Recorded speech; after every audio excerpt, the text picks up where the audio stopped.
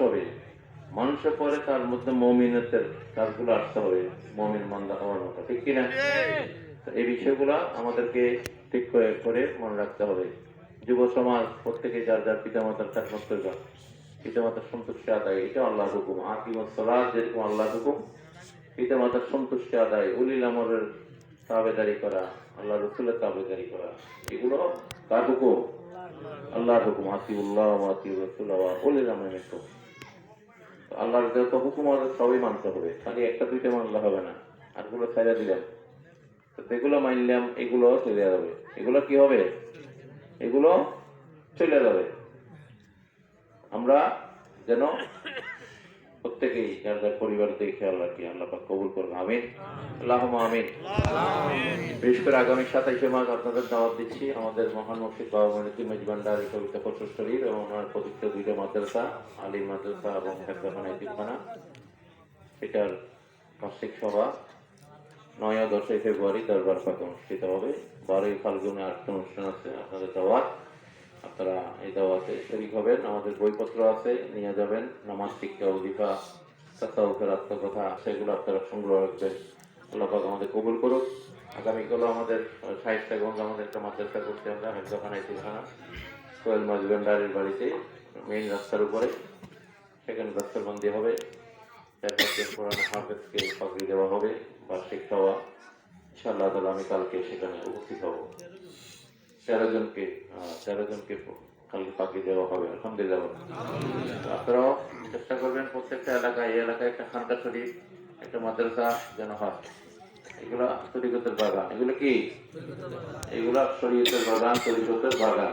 এগুলো করলে আমাদের রুহানিয়ত, আমাদের ইবাদত বন্দেগী আমরা করার একটা সুন্দর পরিবেশ তৈরি হবে, আলহামদুলিল্লাহ। প্রত্যেকে খেয়াল রাখবেন, ছেলে মেয়েদেরকে যেন সুন্নি মাদ্রাসাগুলোতে আমরা যত বেশি করতে পারবো, তারা বাতিলদের ওই প্রতিষ্ঠানগুলোর থেকে দূরে থাকবে এবং সুন্নি প্রতিষ্ঠানগুলোতে তারা পড়ালেখা করবে, ঠিক কিনা? আকীদা ঠিক থাকলে ঈমান, আমল সব ঠিক থাকবে।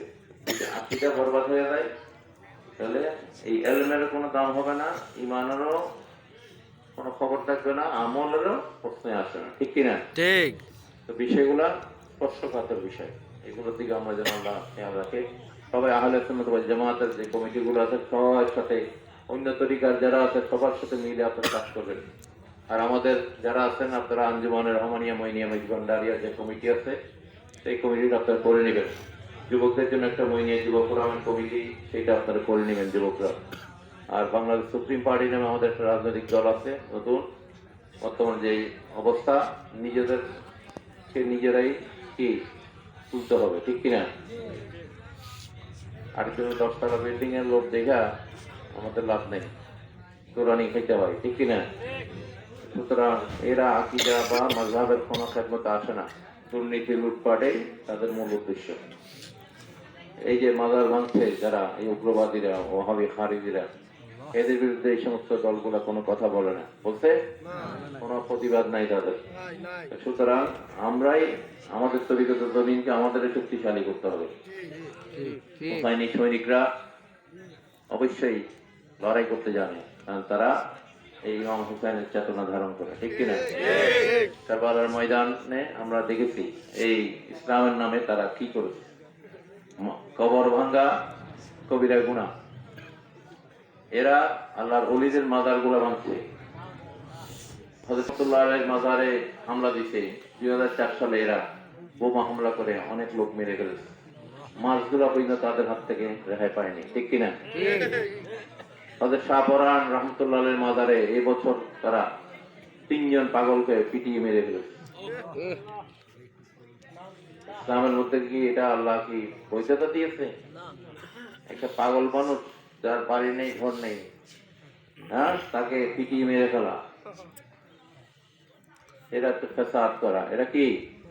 এরা জাহান্নামী। আল্লাহ রাসূল বলেছে এরা জাহান্নামী, যারা বিনা কারণে মানুষকে হত্যা করবে, জমিনের মধ্যে ফাসাদ সৃষ্টি করবে, এরা জাহান্নামী। এটা আল্লাহ রাসূল বলেছে। তারা আমার উম্মতের অন্তর্ভুক্ত নয়।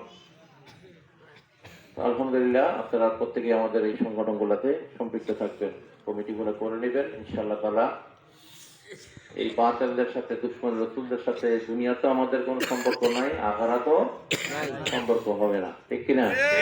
কবরে, হাসরের ময়দানে যারা আল্লাহ রসুলের মিলাদ নিয়ে হাসি তামসা করে, যারা ব্যঙ্গ করে, ফতোয়া আলমগিরি, ফতোয়া স্বামী কাজী খান এবং আল্লাহর কোরআনে প্রমাণ, এরা কি গারজ, এরা কাফের। এদের বউ তালাক, এদের সন্তান সন্ততি যেগুলো সবগুলো গারজ হবে। কারণ আল্লাহ রসুলের সামনে গোস্তাকি, বেয়াদবি আল্লাহ কখনো সহ্য করেনি। যারা আল্লাহ রসুলকে কষ্ট দিবে তারা আল্লাহকে কষ্ট দেবে, ঠিক কিনা? সুতরাং এদের সাথে আমাদের কোনো সম্পর্ক।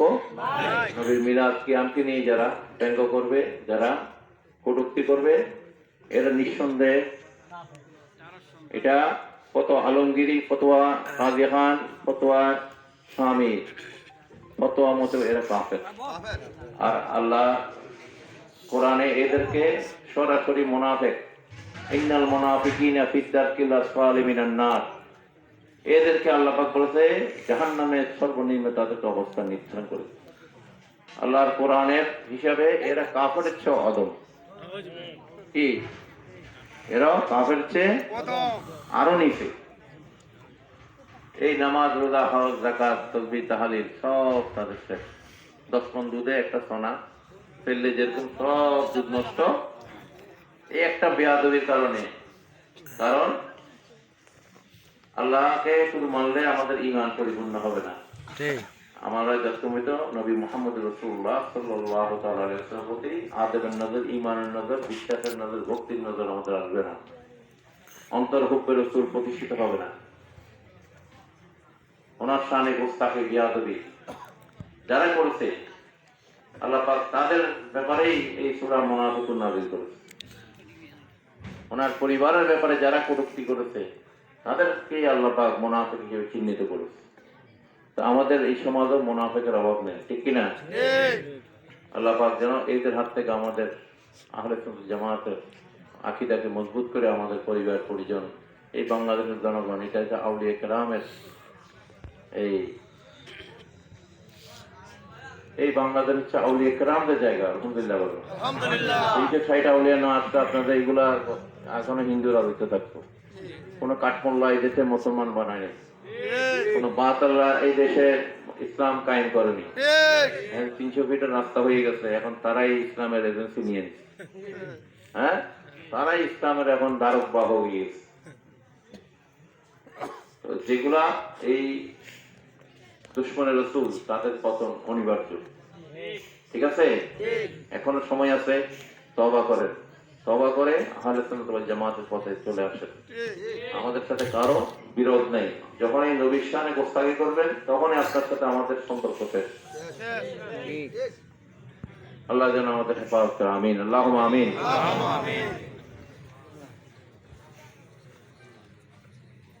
আচ্ছা, আমাদের এই এলাকায় যদি যারা মাদ্রাসায় ছাত্র দিতে চান, আমাদের শায়েস্তা গঞ্জ মাদ্রাসা যেটা আছে সেখানে আপনারা ছাত্র দিতে পারবেন, ঠিক আছে? ইনশাআল্লাহ তাআলা এখানে মাদ্রাসা তৈরি হলে আপনারা আপনাদের এলাকায় মাদ্রাসা দিবেন। আপাতত আমাদের এই হবিগঞ্জে আমাদের একটা মাদ্রাসা, এটা হচ্ছে শায়েস্তা গঞ্জ ভান্ডারি, ওখানে মেইন রোডের উপরে।